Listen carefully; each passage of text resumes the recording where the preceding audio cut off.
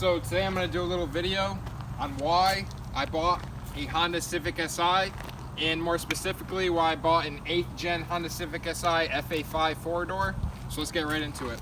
So the first thing why I bought this car is, well, first of all, before I bought the car, I knew I wanted to mod it. I knew I wanted to customize it, and just looking at all the different cars, the Hondas in general, just Hondas in general seem to be really customizable. I know the parts for them are crazy. You can hit up people on Facebook, people on OfferUp, whatever, go online, get them new, but the parts are pretty much endless, especially for the FA5s, for the 4-doors.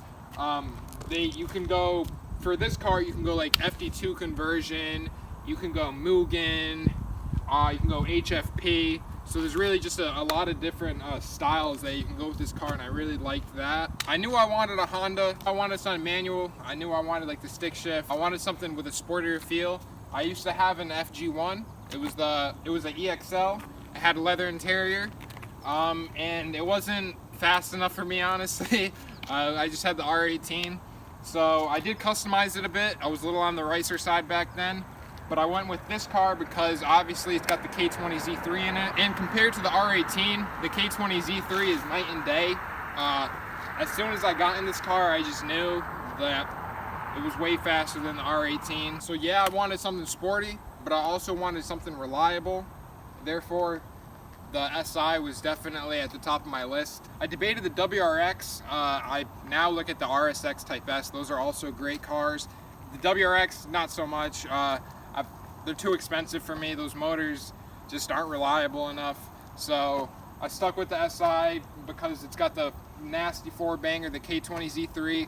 You can do a whole bunch with it. These cars are extremely responsive to tuning, to bolt-ons, and of course you throw some boost in these things and it's ridiculous. It's over. You throw like a turbo kit in these or a supercharger and they turn into a totally different car. So as I said, I looked at the RSX Type S, and the big differential between these two cars, in my opinion, was the transmission.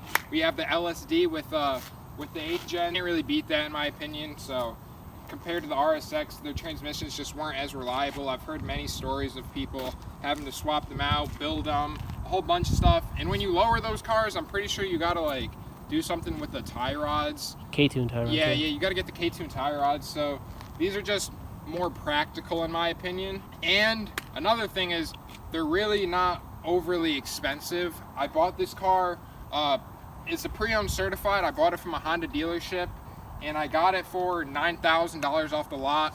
After warranty and everything, I think it came around to $12K, around there, probably maybe a little more. So I did get a new motor already because of the warranty, so thank God I did get this car from a dealership, because if I didn't, I would have been left with a motor that was completely shot, and I would have been out of money. But anyways, back to why I bought the car. So another thing, as you guys can probably already tell, I don't mean to be cocky or anything, but these cars do look really good. I absolutely love the look of these cars. So then another thing, well, a really big thing is, it's also a really good daily car. Like I said, it's reliable.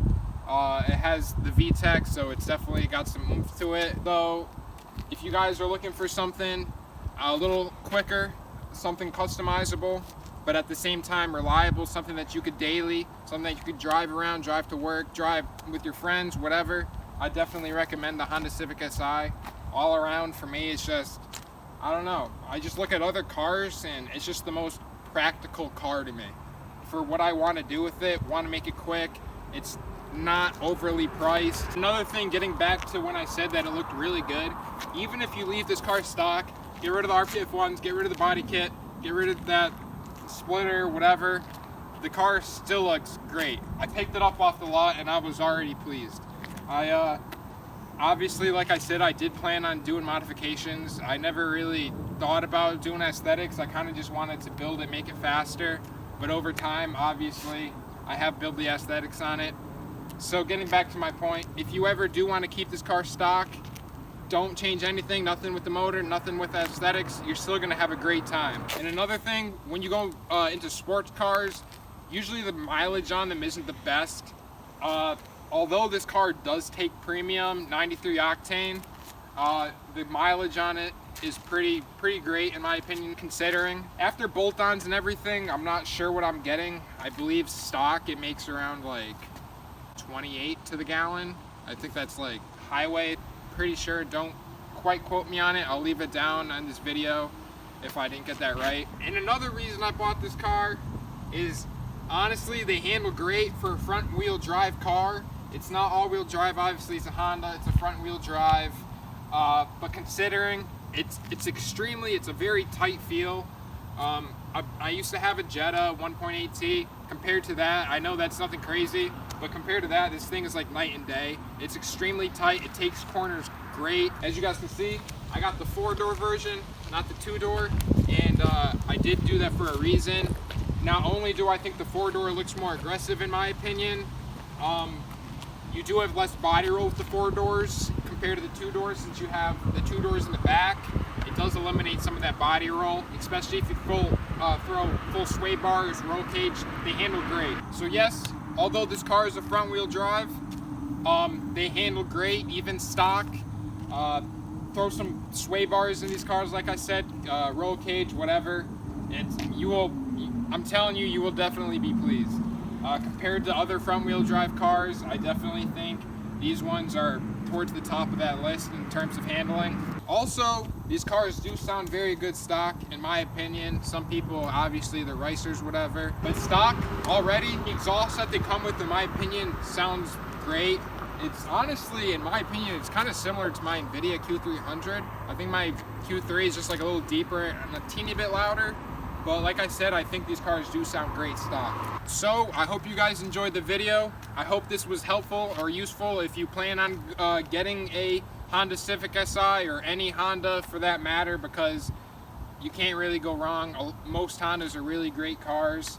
And so I hope this was useful. If anyone looking in for an 8th gen Honda Civic Si, I hope you guys enjoyed the video. Yeah, no floor mats, guys. But I really love the way the cockpit, the way the dash is all set up. It's like a cockpit. And like I said, I don't have my mats in right now. I'm cleaning them out. I'm also in the process of getting some HFP mats, the red ones. So I'm definitely excited for that.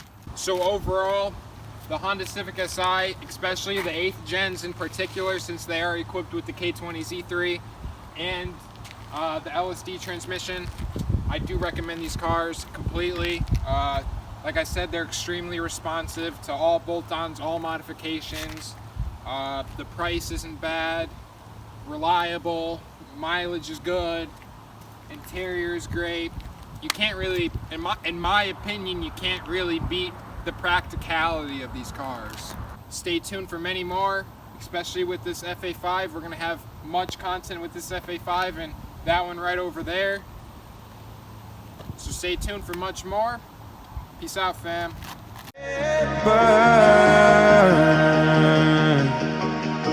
You've gotta know that nothing lasts forever.